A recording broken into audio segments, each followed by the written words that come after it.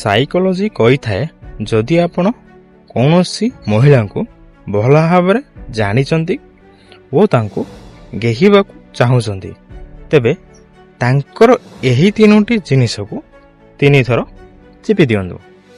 ସେ ସମ୍ଭବ କରିବା ପାଇଁ ଆପଣଙ୍କ ଗୋଡ଼ ଧରିବେ। ତାହା ହେଉଛି ପ୍ରଥମତଃ ତାଙ୍କ ସହିତ ରୋମାଣ୍ଟିକ୍ କଥା ହେଲା ବେଳେ ମଜାରେ ତାଙ୍କର ଗାଲ, ଓଠ ଓ ନାଭିକୁ ମଝିରେ ମଝିରେ ଚିପି ଦିଅନ୍ତୁ। ଯଦି ସେ ଆପଣଙ୍କୁ ସେତିକି ପସନ୍ଦ କରୁଥିବେ ତେବେ ଆପଣଙ୍କ ଇସାରାକୁ ବୁଝିବା ସହିତ ଆପଣଙ୍କୁ ଏକୁଟିଆ ସମୟରେ ଘରକୁ ଡାକିବେ। ସାଇକୋଲୋଜି କହିଥାଏ ଯଦି କୌଣସି ମହିଳା କୌଣସି ପୁରୁଷଙ୍କ ବିଷୟରେ ଭାବି ହସ୍ତମୈଥୁନ କରିଥାନ୍ତି ତେବେ ଏହାର ମାନେ ହେଉଛି କି ସେ ସେହି ପୁରୁଷଙ୍କ ଦ୍ୱାରା ଅଧିକ ଆକର୍ଷିତ ହୋଇଛନ୍ତି ବା ସେହି ପୁରୁଷଙ୍କୁ ବହୁତ ଭଲ ପାଉଛନ୍ତି। ସାଇକୋଲୋଜି କହିଥାଏ ନନଭେଜ୍ ଖାଉଥିବା ମହିଳା ଭେଜ୍ ଖାଉଥିବା ମହିଳାମାନଙ୍କ ତୁଳନାରେ ସେକ୍ସରେ ସବୁଠାରୁ ଅଧିକ ମଜା ଉଠାଇଥାନ୍ତି।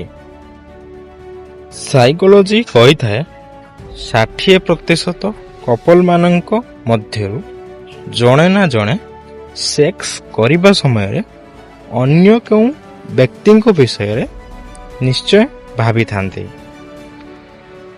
ସାଇକୋଲୋଜି କହିଥାଏ କେବେ ବି ନିଜ ଗାର୍ଲଫ୍ରେଣ୍ଡ ସହିତ ସେତେବେଳେ କଥା ହୁଅନ୍ତୁ ନାହିଁ ଯେତେବେଳେ ସେ ନିଜ ସାଙ୍ଗମାନଙ୍କ ସହିତ ଥିବେ, କାରଣ ସେହି ସମୟରେ ସେ ଗୋଟିଏ ଅଲଗା ପ୍ରକାରର କଥା ହୋଇଥାନ୍ତି। ସାଇକୋଲୋଜି କହିଥାଏ ଝିଅମାନେ ଏହିଭଳି ପୁଅମାନଙ୍କୁ ବିଲକୁଲ ବି ପସନ୍ଦ କରନ୍ତି ନାହିଁ ଯେଉଁମାନେ ଖରାପ ଶବ୍ଦକୁ ବ୍ୟବହାର କରିଥାନ୍ତି ବା ଗାଳିଗୁଲଜ କରିଥାନ୍ତି। ସାଇକୋଲୋଜି କହିଥାଏ ସେହି ବିଧବା ମହିଳା ସମାଜର ନିନ୍ଦା ଅପମାନକୁ ଡରି ନିଜ ସେକ୍ସ ଇଚ୍ଛାକୁ ଲୁଚେଇ ଦେଇଥାଏ ଯାହାକୁ କେବେ ବି ସେକ୍ସ ମିଳିନଥାଏ।